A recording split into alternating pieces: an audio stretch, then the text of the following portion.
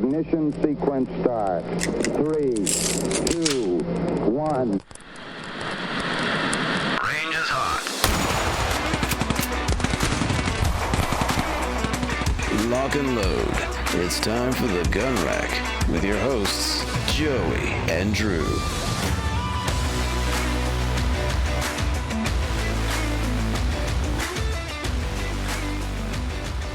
Hello, everyone, and welcome to the Gun Rack Sonoran Desert Institute School of Firearms Technology's official podcast. I'm Josiah, or folks call me Joey, and with me, we actually have two people, but we'll serve the first one up.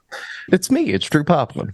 It is Drew Poplin. I'm assuming that's who you were talking about. Yes, it is. It is. We probably could have gone into this with a more cohesive plan, but that'll work for now. Would it really be the Gun Rack if it was smooth? Yeah, no, I don't think so. Wearing the only manufactured Winston-Salem Dash hat, I assume, in sports franchise history.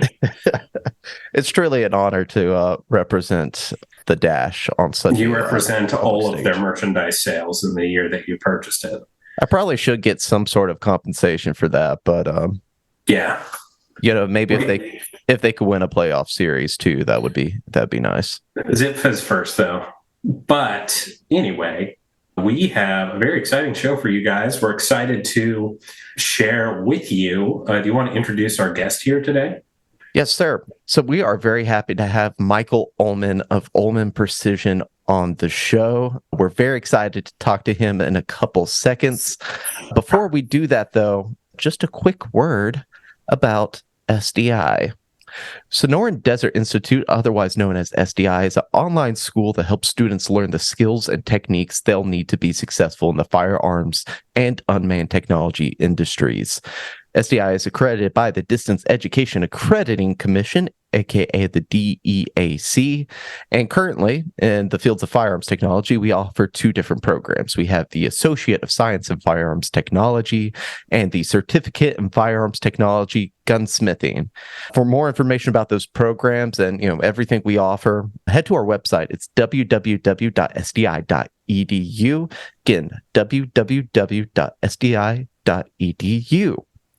So, Michael, thank you so much for coming on to the Gun Rack. We're very, very happy to have you on. Well, thank you. It's nice to be invited. Absolutely. And you're based out of New Braunfels, Texas, right? Braunfels? Braunfels, yeah. Okay. I got it on the second. Yeah, no S in the middle. How are you surviving this Texas heat this summer? I hear it's pretty brutal this year.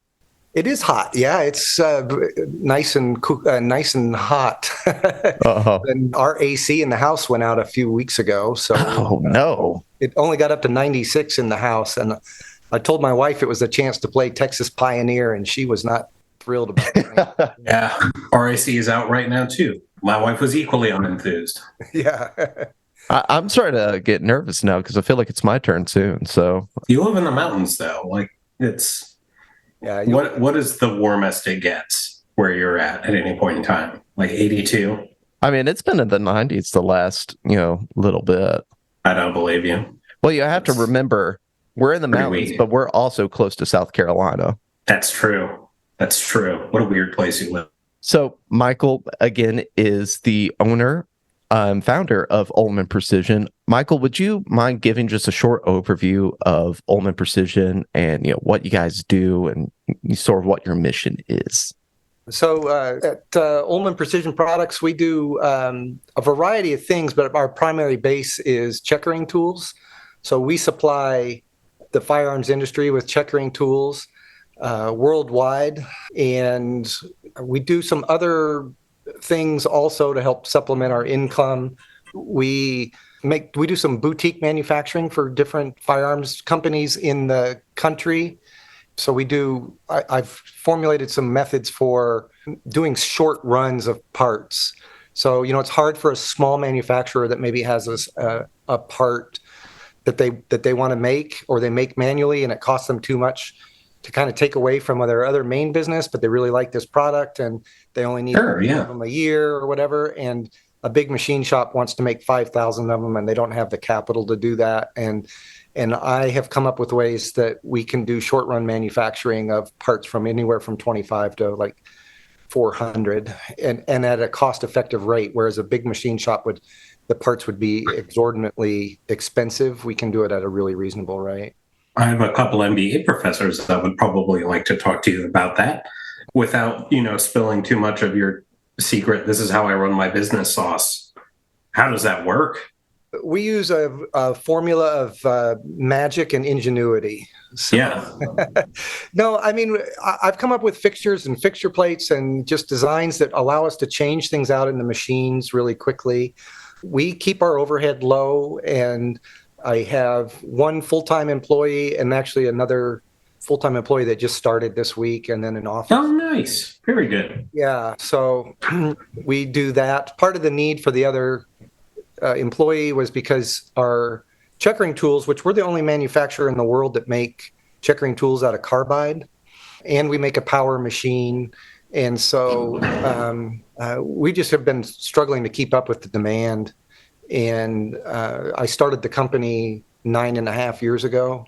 So it's just been growing ever since. And checkering is kind of coming back, I feel like. And it's gaining in popularity again. I think it was kind of lost maybe because there was a diminutive effect from the lack of tools. And so the interest level had gone down. But with us being able to supply tools right away and people aren't waiting for them, I think that's really helped.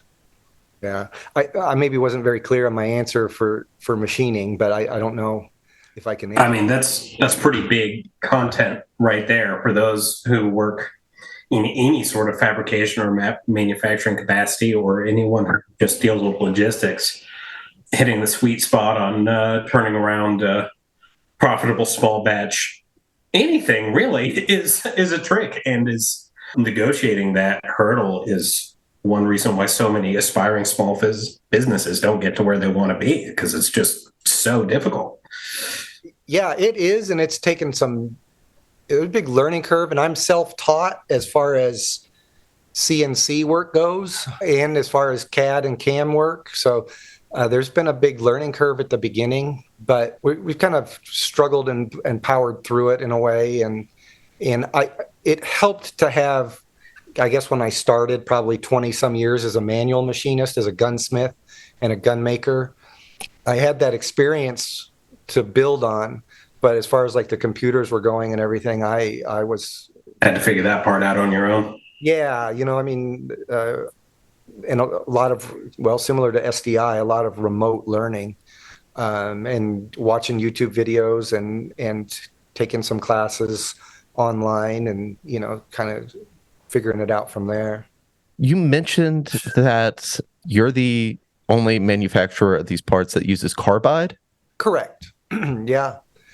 So, the checkering tool, so it cuts the diamonds in a stock, and we are the only one. Everyone else is using a steel of some sort, and I'm not entirely certain what they use. I don't want to speculate on. Sure.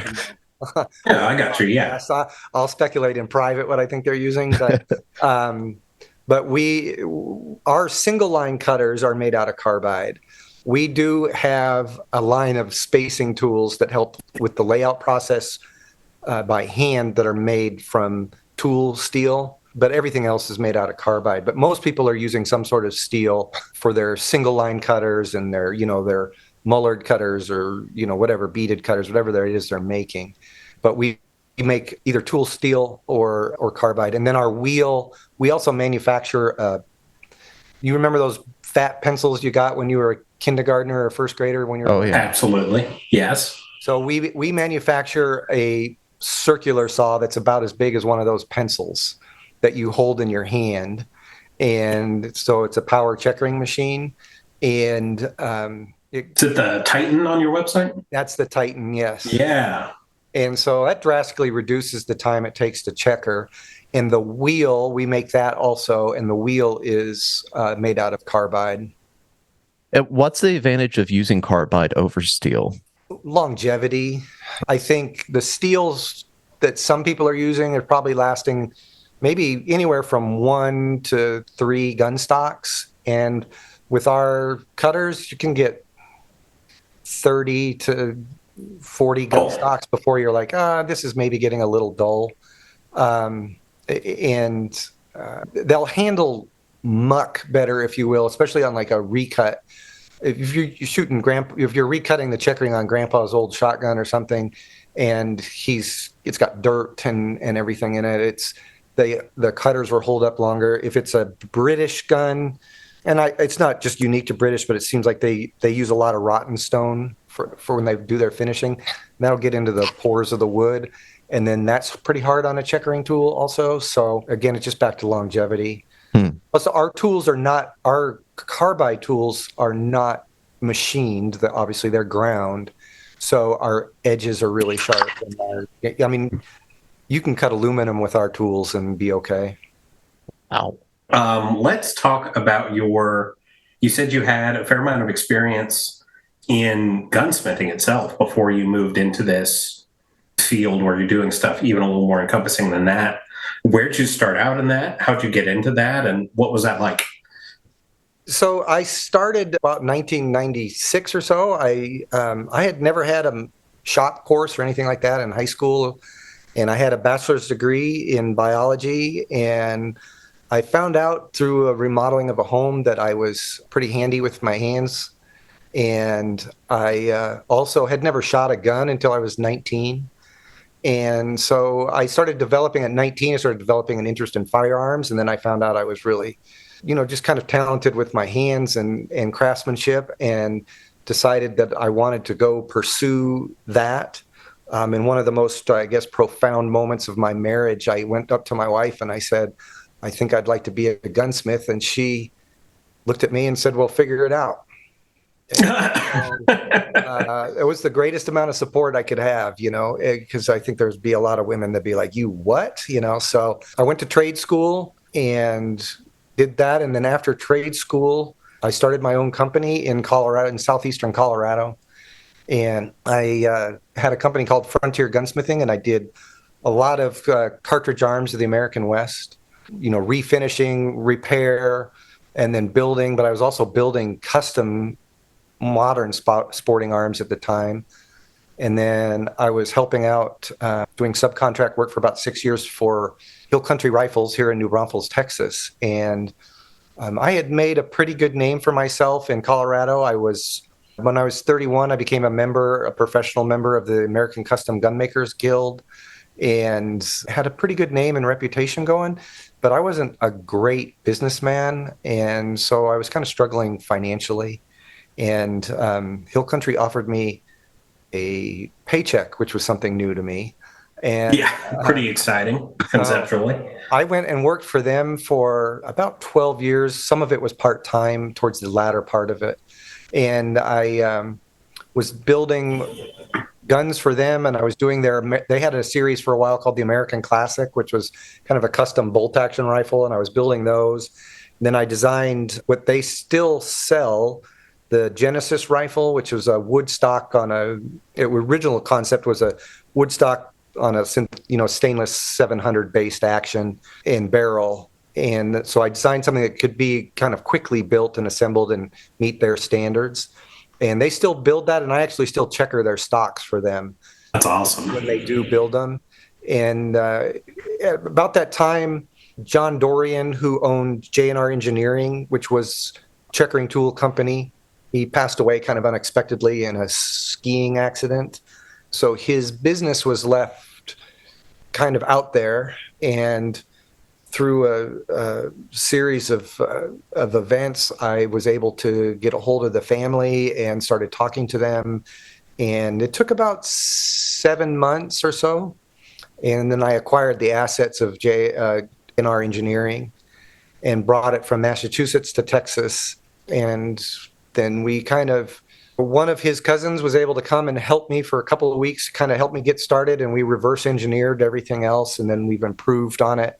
There were no CNC machines when he had it. There were no big surface grinders when he had the company. So we took a lot of what he had, and his father started it also. I guess he and his dad, or maybe his dad started it, Rainey. And so we took that and kind of have built upon that. And then the real impetus for the boutique manufacturing was because I was like, we need a CNC, because I couldn't keep building guns. By then I had left Hill Country Rifles, and I was on my own back to building custom, heirloom quality firearms, which is kind of my real passion. And I could just be, I kind of started the checkering company because I thought it'd be a nice side hustle. And it turned into this behemoth that it has. We're not massive, right? I mean, I have one full-time employee now, two, and a part-time gal, but it started to really take away from my ability to build custom guns. And I didn't want to get away from that. So we started the CNC, but I only needed it for a few of our products. And so then it's like, well, what else can we do? Because I spent all this money on this machine and it needs to keep making me money. And that's when we've really started getting into the small scale manufacturing. Gotcha. Another thing I noticed with Ullman Precision is that, one of the things you do is, whether it's on the blog that's on your website or, have access to the YouTube channel you started, you are very willing to give out advice and information. Where did that desire to educate come from? I don't know. My wife is an educator. My mom was an educator, and I also was almost an absolute failure in school. So I guess I kind of feel like I wanted to try to convey things to people so that they could learn. I think also it really stems from my passion, because firearms in general, I have my niche that I really love, right? But overall, I have a really deep-seated passion for firearms, for how they look, for how they function, for how they feel, for all of that. And I don't want it to end with me, sort of thing. So if I can get people enthused about it, that's great. And in today's world, we see more mass manufacturing, and we see more nowadays when you go to look at guns, it's a lot of synthetic stocks. So the wood stock is starting to maybe be surpassed by the synthetic stock. And companies like Hill Country Rifles, it must be 99% of their business is that now, And so I'm trying to help promote craft that is, I don't think it's dying. I think it's still kind of growing in enthusiasm, and people still have a wanderlust for a wood stocked rifle. There's just something about it that you can't get from a synthetic gun or an aluminum, handguard or whatever like that. So there's a passion involved with it, and I don't want it to, I want to see it keep going. It's my mission personally, I guess. The American Custom Gunmakers Guild has that same sort of mission. And we recognize that, it's not for everyone, but that there's a beauty in handmade things, and I appreciate beauty, and that's why I want to keep promoting it. Okay, all time. I know you've done a lot of it, but what is your favorite checkering project you've ever taken on? Do you have one? Oh, holy cow! If I clean it up, you first need to know that checkering is your last best chance to really screw up a perfectly good gun stock. Yes. And so, everyone is a little bit terrifying to get started on. And I would say, I don't know if it's my favorite, but probably the one I'm most proud of the gun was recently on the cover of Gunmaker magazine from the Guild on the winter issue. But I did a mini Hagen, and the action is really very petite and very small, and I proportioned the stock and the whole gun to the size of the action instead of making a full size stock. It's very dainty. The whole gun weighs 3.5 pounds maybe, and the checkering on that job is the whole job is done at 32 lines to the inch, and it's a simple point pattern. But at 32 lines to the inch, it's pretty technically challenging. And on the grip, it wraps over the top. And so, you do a whole pattern that covers both sides and the top of the grip and almost touching at the bottom. And that was challenging. And it came out really well. I don't want to brag, but it was probably the best checkering job I've ever done. And so it's definitely the one I'm probably the most proud of. me a long time. I'm not slow. I'm not the fastest checker out there, but a simple 4-panel checkering job, I can do that reasonably fast within a few hours. And I think I spent 35 hours on this checkering job just because it was so detailed and everything was so tiny, and I just was really not wanting to make a mistake. Well, don't be afraid of bragging. This is the platform to do it, sir. That sounds amazing. You mentioned that at the very beginning of that, I imagine that it's very easy to make mistakes. But mistakes often are the best ways for us to continue learning and to improving. So I wanted to ask you, what would you say is the biggest lesson or the biggest thing you've learned since you've started Ullman Precision? Well, don't panic, probably. I'm a real advocate of failure. I like to say, let's try it, and if we fail, great, because that's how we kind of learn. It's a really quick way to learn is by failing, fast, and then building off of that. I mean, if you fail fast and don't learn from it, then that's pointless. But by failing fast and getting something done and learning from that, I would say that's probably the biggest thing I've learned. And if you apply it just to checkering, in fact, the new guy that was with me the other day, I'm checkering a stock, and I slipped a little bit, and I cut. And he happened to be walking by or whatever, and I just showed him. And I said, see this here? I said, this is kind of bad. And a lot of people start worrying about it, really digging at it. But I'm just going to ignore it and not worry about it, because it'll probably cut itself out. Because, as you keep going deeper, I was only on my first pass or whatever. So as we keep going deeper, that problem's going to go away. And I suppose there's probably some metaphor for life in that too. That if you just keep going a little bit deeper, your problems will go away. Or at least you'll be able to find a resolution for it. Boom. Life lessons with Michael Ullman. Yeah. Yeah, well, philosophy is kind of a side hobby of mine. So. Really? Yeah. Really? Do you have a favorite philosopher? Yeah. I'm a pretty big fan of Ayn Rand, quite honestly. I really like a lot of what she has to say. And I know a lot of people don't, but I love the fact that she's always been promoting people to be true to themselves and to what they felt was right. And so I try to adhere to that idea of kind of staying true to myself so that I'm happy in the work that I'm doing and creating. And I think that shows through to my work because I'm willing to put the passion and the time into it to make it right, because I'm doing something I am interested in doing. So, The Fountainhead is just probably my favorite book. And so I really enjoy that kind of concept. Oh, cool. That's fascinating. I don't believe we've ever gotten to talk about philosophy on the podcast, so this is awesome. No, I don't think we have. Joe, you have a particular philosopher that you resonate with? I'm not sure if he qualifies as a philosopher. Maybe.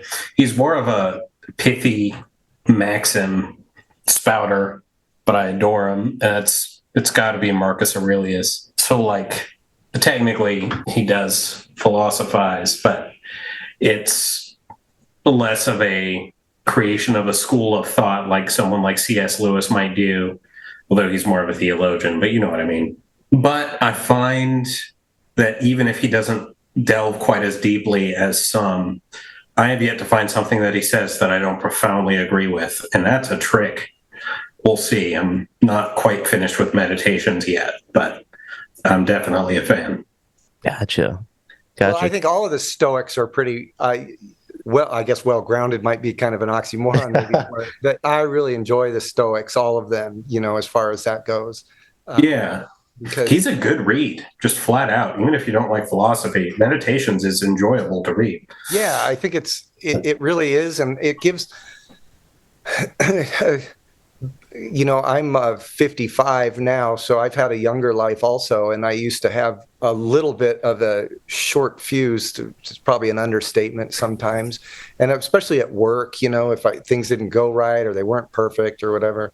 And I think through readings of some of the Stoics, and also, I'm I'm a Christian, so I read the Bible fairly often, and there's a lot of good meditations there too. But through that, about being a little bit even-tempered and everything, I think it's really benefited me, especially as I have employees now, to not let these problems get to us. The Stoics, a lot of it is, don't worry about what you can't control. And so when we do that, and when I've had employees that make mistakes or things go wrong, instead of me blowing my top and everything, I've learned to just step back and say, okay, that's all right. That's going to happen, and let's move forward. Let's learn from that. And I think it's really helped both me as a boss and as a father and as a husband and everything. So I really appreciate the Stoics.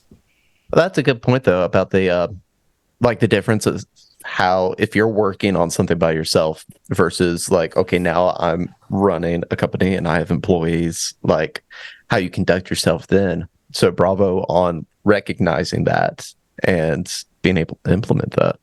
I mentioned earlier, I'm a big advocate for failure. Well, if I'm going to be an advocate for failure, then I need to make that okay also. So I need to make that okay for my employees and for myself. That's well said.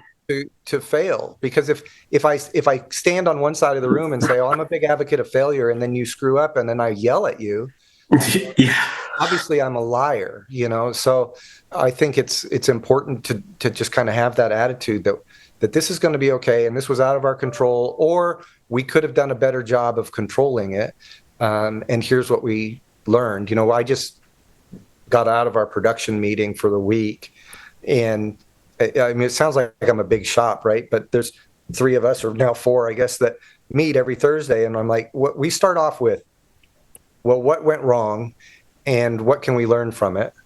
And then what went well and what can we learn from it? And then we go into what do we need to do next week? But we start with kind of addressing any issues that we have so that we kind of just get them out of the way.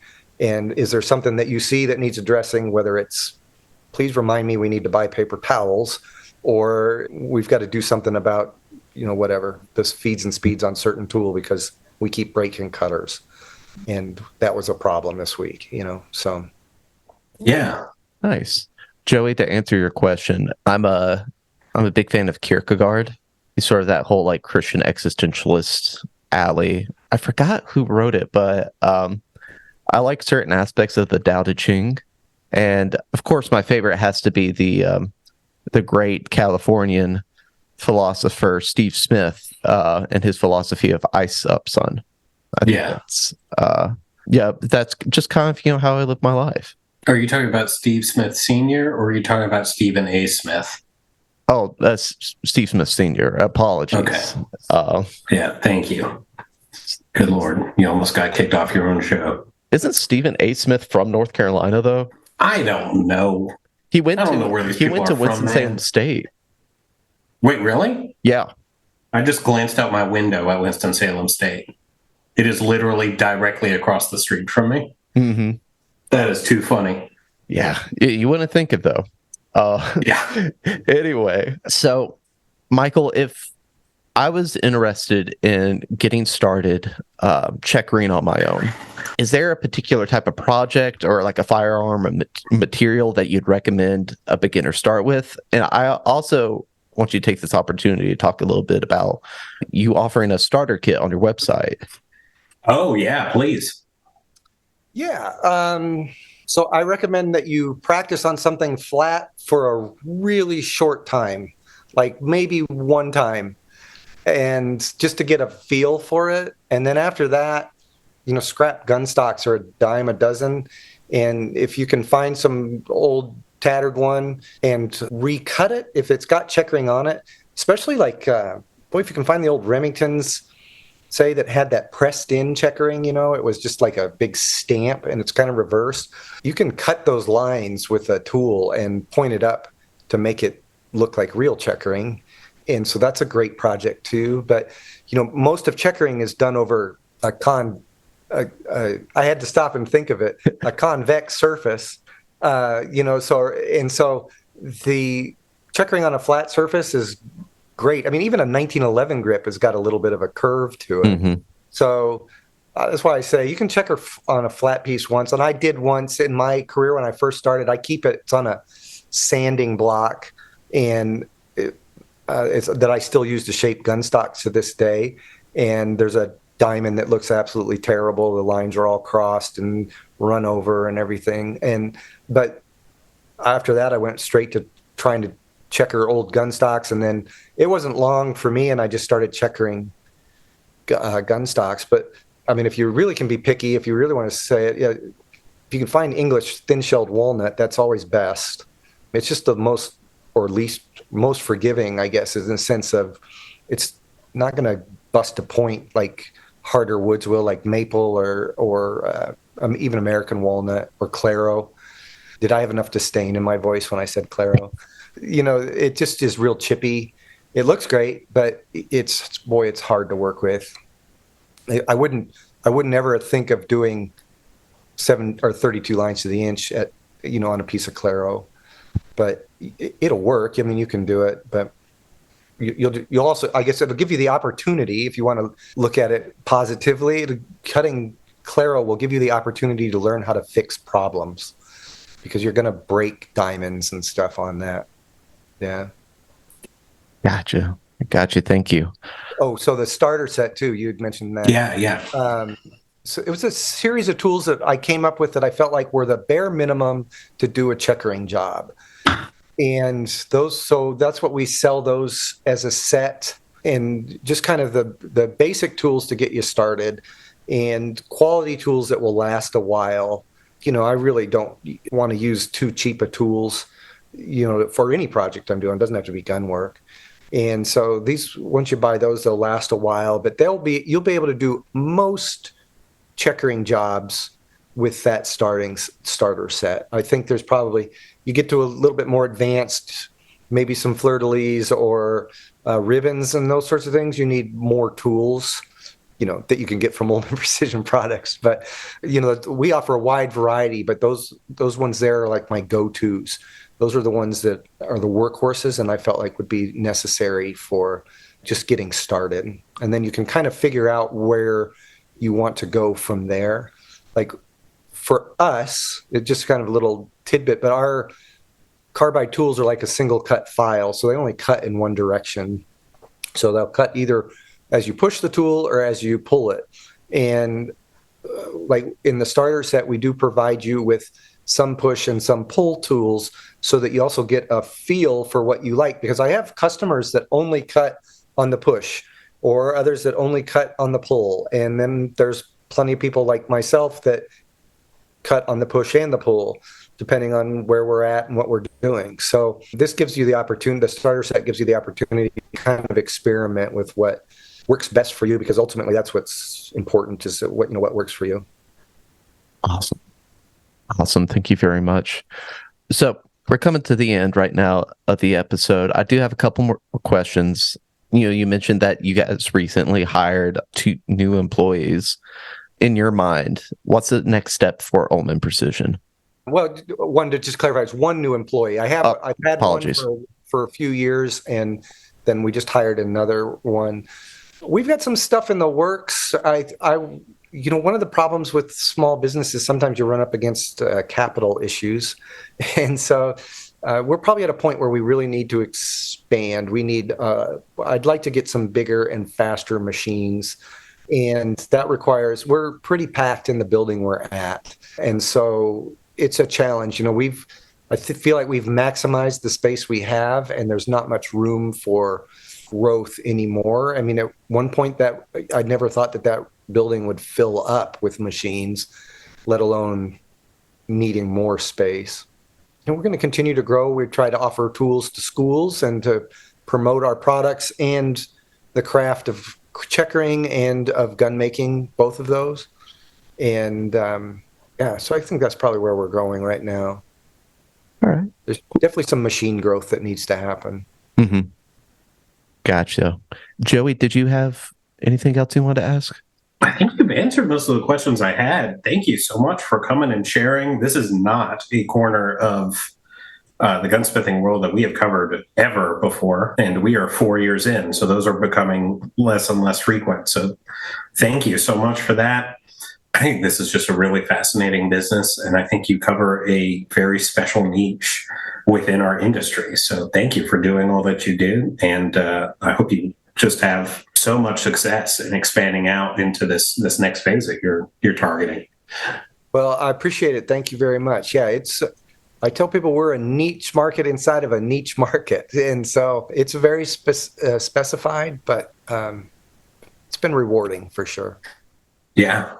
Absolutely. All right. So, yeah, Michael, thanks again for coming on to the show. Do you have any parting words that you want to leave the Gun Rack Mafia with? Geez, I wish I had something really profound to say, but I don't, I guess. I wish everyone out there the best. And I guess feel free to give us a ring if they've got questions or anything as far as checkering or whatever. I'm usually happy to try to expound something worthwhile. And we've already gotten philosophical already too, so you've already exceeded our quota of philosophical musings, so thank you for that. All right, thank you so much, Michael. And to the Gun Rack Mafia out there, if you want to keep up with everything that Michael and Ullman Precision are doing, you can follow them on Facebook. You can follow them on Instagram at Ullman Precision Products. And be sure to check out the website at ullmanprecision.com for all you guys that are aspiring gunsmiths and wanting to get some top quality checkering tools. Definitely be sure to check out Ullman Precision. Joey, you want to take us home, buddy? Yeah, for now, folks, that is the Gun Rack. Have fun, stay safe out there, and we will see you at the range. Sonoran Desert Institute is an online school accredited by the DEAC. It is headquartered at 1555 West University Drive in Tempe, Arizona. For more information about how you can craft your firearms future, visit sdi.edu.